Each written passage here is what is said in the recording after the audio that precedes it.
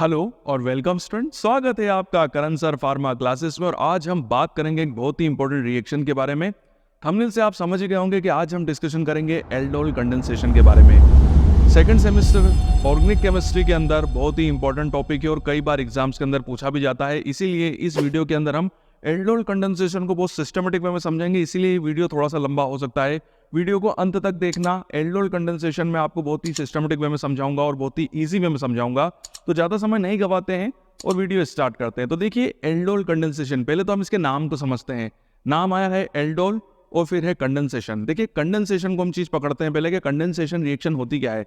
देखिए condensation reaction वो reaction होती है जहां पर दो बड़े मॉलिक्यूल आपस में रिएक्ट करके एक बड़ा मॉलिक्यूल बनाते हैं, या आप ये भी कह सकते हैं कि दो मॉलिक्यूल आपस में रिएक्ट करके एक बड़ा मॉलिक्यूल बनाते हैं और एक छोटा मॉलिक्यूल जो होता है वो रिलीज हो जाता है। ज्यादातर ये छोटा मॉलिक्यूल जो होता है वो वाटर होता है, मतलब यहाँ पर पानी रिलीज होता है, और एक बड़ा मॉलिक्यूल जो होता है वो सिंथेसाइज होता है एल्डोल कंडेंसेशन के अंदर, मतलब कंडेंसेशन रिएक्शन के अंदर। वहीं हम बात करें एल्डोल के बारे में, तो एल्डोल वर्ड इसलिए दिया गया है क्योंकि ये नाम मिला है इसको एल्कोहल और एल्डिहाइड से। जी हाँ, एल वर्ड मिला है एल्कोहल से और डोल मिला है एल्डिहाइड। तो जो इस रिएक्शन का प्रोडक्ट होता है उस रिएक्शन प्रोडक्ट के अंदर एल्डिहाइड और आपका जो एल्कोहल है वो दोनों मौजूद रहते हैं। इसीलिए वो जो प्रोडक्ट है जिसके अंदर दोनों ग्रुप मौजूद है, एल्डिहाइड भी मौजूद है, एल्कोहल भी मौजूद है, तो उन दोनों से इसका नाम बना है एल्डोल।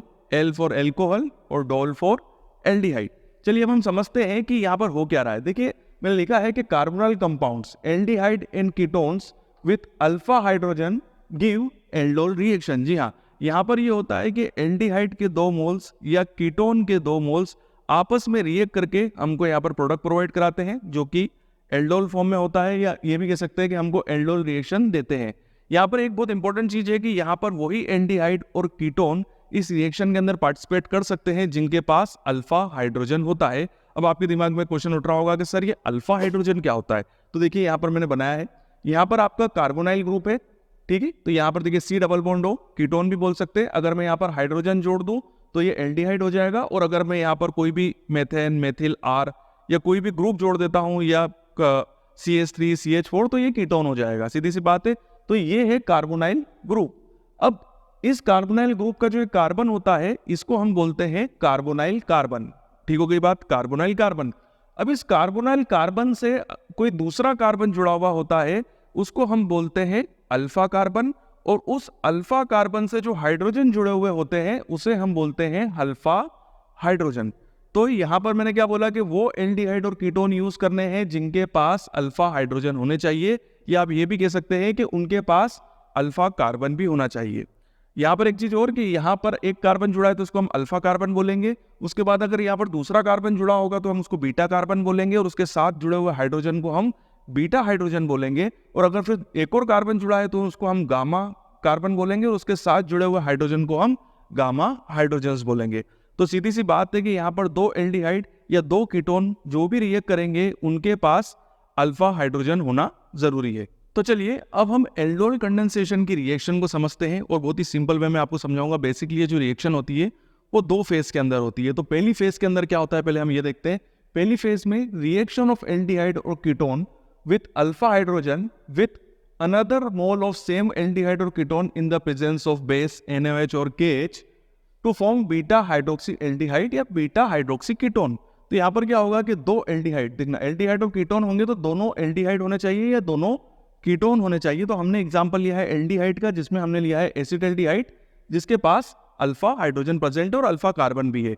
ये दोनों आपस में रिएक्ट कर रहे हैं किसकी प्रेजेंस में, NaOH की प्रेजेंस में। तो आपको यहाँ पर दिख रहा है H जो कि एक इलेक्ट्रोफाइल है, वो ऑक्सीजन के साथ जुड़ के OH बना रहा है, और कार्बन कार्बन आपस में जुड़ के यहाँ पर ये पूरी की पूरी रिएक्शन बन रही है। तो इसे हम बोल रहे हैं 3 हाइड्रोक्सी ब्यूटेनॉल। क्यों बोल रहे हैं ब्यूटेनॉल? 3 या आप ये कह सकते हैं beta hydroxy butanol. Beta hydroxy क्योंकि हाइड्रोक्सी ग्रुप जो है वो बीटा कार्बन पे जुड़ा हुआ है। यहाँ पर देखो आप carbonyl carbon, alpha carbon, beta carbon. Beta carbon पे हाइड्रोक्सी ग्रुप जुड़ा है इसलिए बीटा हाइड्रोक्सी ब्यूटेनॉल, या 3 हाइड्रोक्सी ब्यूटेनॉल क्योंकि थर्ड पोजीशन पर है इसलिए 3 हाइड्रोक्सी ब्यूटेनॉल भी इसको हम बोल सकते हैं। तो यहाँ पर हमारा एल्डोल जो हमारा प्रोडक्ट है वो बन चुका है। अब हम यहाँ पर वाटर मॉलिक्यूल को निकालेंगे, मतलब इसका डिहाइड्रेशन करेंगे। तो इसकी सेकंड स्टेप पे हम चलते हैं जहां पर है डिहाइड्रेशन या इलिमिनेशन, जिसे हम कंडेंसेशन भी बोलते हैं क्योंकि ये कंडेंसेशन रिएक्शन है। तो यहाँ पर मैंने लिखा है the reaction followed by formation of aldol, a water molecule remove from beta hydroxy carbonyl compound to give alpha beta unsaturated carbonyl compound and product. तो बेसिकली यहाँ पर क्या हो रहा है कि आपके पास है बीटा हाइड्रोक्सी ब्यूटानॉल, और यहाँ पर ये जो इसका इस CH2 को मैंने इस तरीके से लिखा है CH और H, तो OH और H जो है वो वाटर मॉलिक्यूल की तरह बाहर निकल जाते हैं, और CH, दोनों CH के बीच में क्या बन रहा है, डबल बॉन्ड बन रहा है। ये बीटा कार्बन है, ये अल्फा कार्बन है, तो प्रोडक्ट क्या बना, alpha beta unsaturated aldehyde. Unsaturated क्यों, क्योंकि यहाँ पर डबल बॉन्ड लग गया है, तो इसको हम बोलेंगे अल्फा बीटा अनसेचुरेटेड एल्डिहाइड। साथ ही साथ इसको हम बोल सकते हैं 2 ब्यूटीनॉल या क्रोटोनेल्डिहाइड। जी हाँ, क्रोटोनेल्डिहाइड। तो इस तरीके से इसके 3 नाम हो सकते हैं। यहाँ पर एक चीज मैं आपको बता दूं कि जो वाटर मॉलिक्यूल निकला है, ये निकला है किसकी प्रेजेंस में, क्योंकि यहाँ पर हम हीट प्रोवाइड करा रहे हैं, साथ ही साथ बेस या एसिड की मौजूदगी है। जी हाँ, यहाँ पर हम हीट के साथ साथ यहाँ पर बेस और एसिड की मौजूदगी है। बेसिकली यहाँ पर आप NaOH देख रहे हैं, तो बेस मौजूद है, और साथ ही साथ हम इस रिएक्शन में हीट भी प्रोवाइड कराते हैं, और उसी की वजह से वाटर मॉलिक्यूल जो होता है वो यहाँ से निकलता है और कंडेंसेशन होता है। ठीक हो गई बात। तो ये थी एल्डोल कंडेंसेशन की, जो कि मैंने बहुत ही सिस्टमेटिक वे में आपको समझाने की कोशिश करी है। तो चलिए अब हम एल्डोल कंडेंसेशन की डेफिनेशन को समझते हैं, साथ ही साथ हम इसकी मैकेनिज्म को समझेंगे, क्योंकि डेफिनेशन के अंदर जो वर्डिंग यूज होने वाली है वो आपको तभी समझ में आएगी जब आप मैकेनिज्म को समझेंगे। तो मैंने दोनों साथ में लिख दी है। बेसिकली इसकी जो मैकेनिज्म होती है वो 4 स्टेप्स के अंदर होती है। इसको हम आगे कंटिन्यू भी करेंगे, क्योंकि यहाँ पर केवल 2 स्टेप्स मैंने लिखी है, आगे की 2 स्टेप्स और है जिनको हम आगे कंटिन्यू करेंगे। तो देखिए पहले हम डेफिनेशन के ऊपर डिस्कशन करते हैं। तो डेफिनेशन है, aldol condensation is a reaction in which enolate ion react with carbonyl compound to form beta hydroxy carbonyl compound followed by dehydration to give conjugate enone. तो यहाँ पर एक वर्ड यूज हो रहा है इनोलेट आयन, जो कि रिएक्ट करता है कार्बोनाइल कंपाउंड के साथ। ठीक है, और क्या प्रोडक्ट बन रहा है हमारा, बीटा हाइड्रोक्सी कार्बोनाइल कंपाउंड, और साथ ही साथ डिहाइड्रेशन हो रहा है वाटर का, जिससे हमको कॉन्जुगेट इनोन आयन मिल रहा है। तो देखिए ये इनोलेट आयन क्या होता है, इसी के लिए मैंने ये रिएक्शन लिखी है, मैकेनिज्म समझाइए। तो देखिए इसकी जो स्टेप 1 होती है, जहां पर इनोलेट आयन फॉर्म होता है, यहाँ पर आपको एक चीज पता है कि एसिटेल्डिहाइड के 2 मॉलिक्यूल जो होते हैं वो आपस में रिएक्ट कर रहे हैं। तो यहाँ पर हमने एसिटेल्डिहाइड का एक मॉलिक्यूल ले लिया है CH2, यहाँ पर CH3 है, तो CH3 को मैंने इस तरीके से लिखा है कि H bond CH2 C double bond O H, जहाँ पर कार्बन के ऊपर पॉजिटिव चार्ज है और ऑक्सीजन के ऊपर नेगेटिव चार्ज है, क्योंकि बेसिकली बात है ये इलेक्ट्रोनेगेटिविटी की वजह से है। तो यहाँ पर अगर आप देखेंगे तो ये जो रिएक्शन होती है किसकी प्रेजेंस में होती है, बेस की प्रेजेंस में होती है। और यहाँ पर हम जो बेस यूज कर रहे हैं वो क्या यूज कर रहे हैं, NaOH। तो NaOH का जो OH आयन होता है, देखिए यहाँ पर आपको OH आयन दिख रहा है, ये इस हाइड्रोजन के साथ रिएक्ट करके वाटर मॉलिक्यूल बनाता है और ये अलग हो जाता है। तो वाटर अलग हो चुका है, और बाकी का जो कंपाउंड है वो बचा है CH2 C double bond O H, जिसमें CH2 के ऊपर नेगेटिव चार्ज आ गया है। ठीक है, तो CH2 के ऊपर आया है नेगेटिव चार्ज, तो इसे हम बोलते हैं इनोलेट आयन या न्यूक्लियोफाइल। तो इसे कहा जाता है इनोलेट आयन। और ये इनोलेट आयन जो है वो सेकंड स्टेप में रिएक्ट करेगा किसके साथ, कार्बोनाइल कंपाउंड के साथ। तो कार्बोनाइल कंपाउंड हमारा दूसरा एसिटल्डिहाइड। ये एसिटल्डिहाइड जो रिएक्ट करेगा इनोलेट आयन के साथ। तो ये है स्टेप 2, जहां पर मैंने लिखा है कि enolate ion attack on carbonyl carbon of unionised carbonyl compound aldehyde, जो कि बेसिकली एल्डिहाइड से। ठीक है, तो यहाँ पर वही हो रहा है कि एसिटल्डिहाइड जो कि हमारा एल्डिहाइड है, इनोलेट आयन उसके ऊपर रिएक्ट कर रहा है। किससे रिएक्ट कर रहा है, CH, और ये दोनों आपस में जुड़ जाएंगे और एक बनाएंगे कंपाउंड A। मैंने इसको नाम दिया है कंपाउंड A, जो कि है CH3 C double bond O। जैसे ही यहाँ पर CH2 CH के साथ जुड़ेगा, यहाँ से डबल बॉन्ड हट जाएगा और ऑक्सीजन के ऊपर नेगेटिव चार्ज लग जाएगा। तो यहाँ पर ऑक्सीजन के ऊपर नेगेटिव चार्ज लग गया है। बाकी एज इट इज कंपाउंड है CH CH2 C double bond O और हाइड्रोजन। इनोलेट आयन जो है हमारा, यहाँ पर अगर आप देखेंगे तो ये इनोलेट आयन है, इसके ऊपर C डबल बॉन्ड O है,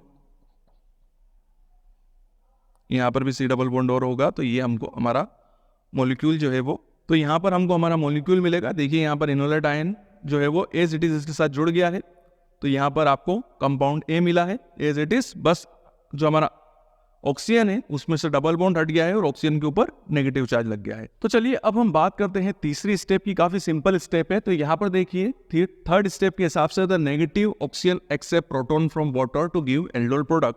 तो यहाँ पर हमारा जो मॉलिक्यूल ए बना था वो प्रेजेंट है, उसके ऊपर अटैक करेगा वाटर। वाटर है HOH, H पॉजिटिवली चार्ज है, OH नेगेटिवली चार्ज है। तो H जो है वो ऑक्सीजन से आके जुड़ जाएगा क्योंकि ऑक्सीजन नेगेटिवली चार्ज है, और हाइड्रोजन जो है वो पॉजिटिवली चार्ज है और ये OH बनाएगा। तो यहाँ पर OH के फॉर्म में जुड़ जाएगा और हमारा एल्डोल प्रोडक्ट जो है वो बन के कंप्लीट हो जाएगा। इसको हम बोलेंगे 3 हाइड्रोक्सी ब्यूटेनॉल, क्योंकि हाइड्रोक्सी ग्रुप जो है वो 3rd पोजीशन पे जुड़ा हुआ है, इसलिए 3 हाइड्रोक्सी ब्यूटेनॉल, और हमारा जो OH नेगेटिव आयन है वो एज इट इज यहाँ पर आएगा।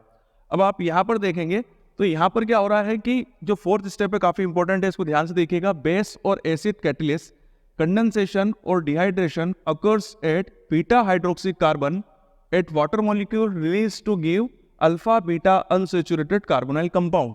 तो यहाँ पर मैंने देखिए, यहाँ पर मैंने अपना जो ये बीटा हाइड्रोक्सी ब्यूटेनॉल है वो एज इट इज यहाँ पर लिख दिया है, और यहाँ पर मैंने लिया है बेस। अब देखिए बेस लिया है और मैंने इसको लिखा है CH3CHOH। CH2 को मैंने इस तरीके से लिखा है CH bond AH, CH bond AH bond C double bond OH। तो यहाँ पर मैंने बेस लिखा है, देखिए बेस है तो बेस लिखा हुआ है, तो यहाँ पर आएगा OH। ये जो OH था ये भी हम मान सकते हैं कि यहाँ पर OH आएगा। OH इस H को रिएक्ट करके H2O बना लेगा, ठीक हो गई बात, और ये जो OH है वो एज इट इज यहाँ पर आ जाएगा, ठीक हो गई बात। तो ये एक तरीके से प्रोडक्ट बनेगा 3 हाइड्रोक्सी ब्यूटेनॉल, तो पहले से ही था, प्रोडक्ट बनेगा ट्यूब, इसे हम बोल सकते हैं 2 ब्यूटेनल या अल्फा बीटा अनसैचुरेटेड एल्डिहाइड या कंडेंसेशन प्रोडक्ट। अगर बेस की जगह अगर एसिड होता, अगर बेस की जगह एसिड होता तो एसिड में आता हाइड्रोजन, ठीक है, H+, और वो रिएक्ट करता इस OH के साथ में और H2O बनाता, ठीक है, और ये जो हाइड्रोजन होता ये फिर यहाँ पर लिखा हुआ होता H+ के फॉर्म में, इस तरीके से। अगर यहाँ पर बेस की जगह एसिड होता तो इस OH के साथ हाइड्रोजन जाके वाटर बनाता और H निकलता, OH नहीं निकलता, बट हमने बेस लिया था इसलिए OH ने इस हाइड्रोजन को लेके वाटर बनाया और बाकी का जो OH था वो एज इट इज यहाँ पर लिखा हुआ है। तो इस तरीके से ये इसका मैकेनिज्म होगा एल्डोल कंडेंसेशन का। मैंने आपको दोनों प्रोसेस बताई है और काफी सिंपल वे में, मैं जितना सिंपल वे में आपको एल्डोल कंडेंसेशन की मैकेनिज्म समझा सकता था उतना सिंपल वे में मैंने आपको समझाने की कोशिश करी है। और भी कुछ इंपॉर्टेंट पॉइंट है, जैसे कि यहाँ पर मैंने जो एल्डोल कंडेंसेशन का जो एग्जाम्पल्स लिए हैं वो एल्डिहाइड के लिए हैं। वहीं बात की जाए कीटोन्स की, जी हाँ, एल्डोल कंडेंसेशन जो होता है वो कीटोन के अंदर भी होता है। तो अगर कीटोन्स के 2 मॉलिक्यूल अगर हम लेते हैं जो कि अल्फा हाइड्रोजन को कंटेन करते हैं तो वो मॉलिक्यूल भी एल्डोल कंडेंसेशन को करेंगे या शो करेंगे। साथ ही साथ एल्डोल कंडेंसेशन एक ऐसी रिएक्शन होती है जहां पर एल्डिहाइड हो या कीटोन हो और वो दोनों कंपाउंड जिनके पास अल्फा हाइड्रोजन होंगे वो दोनों आपस में एडिशन रिएक्शन करते हैं। जी हाँ, एल्डोल कंडेंसेशन के अंदर एल्डिहाइड के 2 मॉलिक्यूल या कीटोन के 2 मॉलिक्यूल जिनके पास अल्फा हाइड्रोजन होते हैं वो आपस में क्या करते हैं, एडिशन करते हैं। एक और इंपॉर्टेंट बात कि अगर एल्डोल कंडेंसेशन के अंदर अगर एक मॉलिक्यूल में एल्डिहाइड लेता हूं जो कि अल्फा हाइड्रोजन कंटेनिंग है, साथ ही साथ में दूसरा मॉलिक्यूल कीटोन लेता हूं और वो भी अल्फा हाइड्रोजन कंटेनिंग है, और एल्डिहाइड और कीटोन को मैं आपस में रिएक्ट करवाता हूं या उनका एडिशन करवाता हूं या उनके बीच में एल्डोल कंडेंसेशन कराता हूं, तो इस टाइप की रिएक्शन को क्रॉस्ड एल्डोल कंडेंसेशन बोला जाता है। ठीक होगी। तो आपसे कभी क्वेश्चन पूछा भी जा सकता है कि क्रॉस एल्डोल कंडेंसेशन क्या होता है। तो यहाँ पर एक कार्बोनाइल कंपाउंड जो होगा वो होगा आपका एल्डिहाइड और दूसरा कार्बोनाइल कंपाउंड होगा आपका कीटोन। या आप ये भी कह सकते हैं कि क्रॉस एल्डोल कंडेंसेशन जो होती है वो 2 डिफरेंट कार्बोनाइल कंपाउंड्स के बीच में होती है। ठीक हो गई बात। बट बनने वाला जो प्रोडक्ट होता है वो सेम ही होता है, ठीक है, उसमें कोई भी चेंजेस नहीं होता है। तो यहीं पे हम ये एल्डोल कंडेंसेशन वाला जो हमारा टॉपिक था वो कंप्लीट करते हैं। अगर आपको कोई डाउट है, कोई चीज समझ में नहीं आई है तो नीचे कमेंट बॉक्स पे आप क्वेश्चन पूछ सकते हैं।